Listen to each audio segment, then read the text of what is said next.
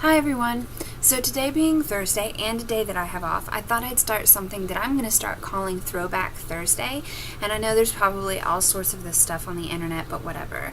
And basically for me, Throwback Thursday, as I do it, is just going to be a little video where I talk about two or three books or movies that I have watched before that I have really enjoyed, watched or read before that I have really enjoyed, and that I want to share with you. So the first book that the three books that I'm going to talk about today, I read when I was a junior and a senior in high school. And the first book is called Prozac Nation by Elizabeth Wurtzel. This was actually recommended to me by a friend. So it had nothing to do with any classes that I was reading. But it has, basically what it's about is a young girl who's suffering through depression and different treatments and stuff that she goes through. I believe, if I remember correctly, this book takes place in the 70s, 80s, and the early 90s. So it's just about how what happens to her because of her depression, how her family reacts to her depression. And at first it's like, well, just be happy, just stop being sad.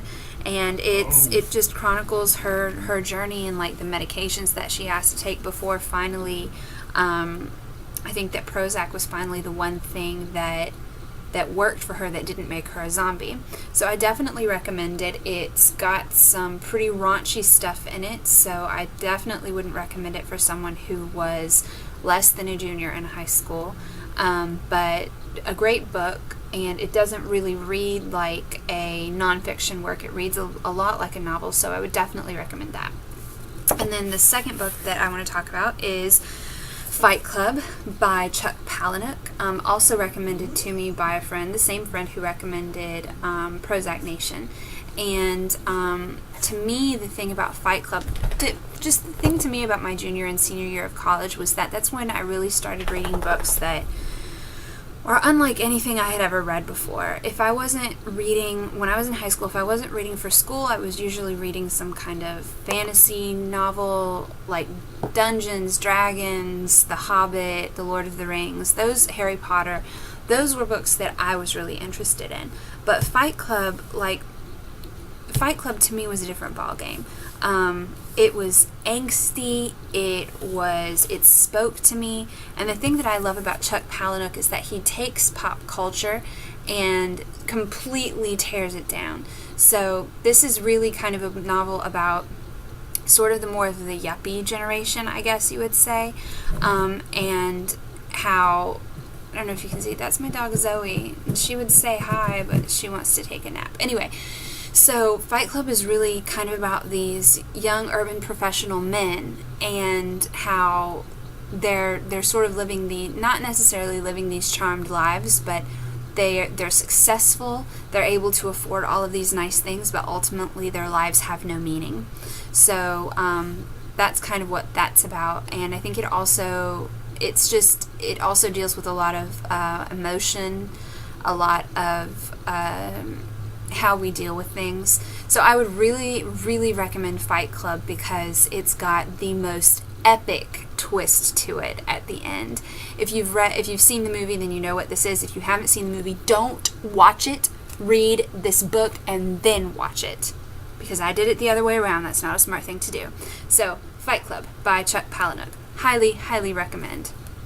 And then the final book that I want to talk about is Generation X by Douglas Copeland. This book was actually one of my AP language books.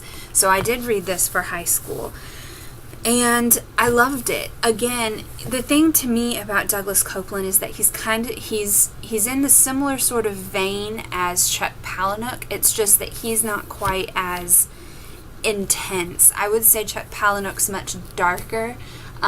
They talk about the same things, but Chuck Palahniuk is much darker, and Douglas Copeland has a lot of, like, his stories have a happy ending.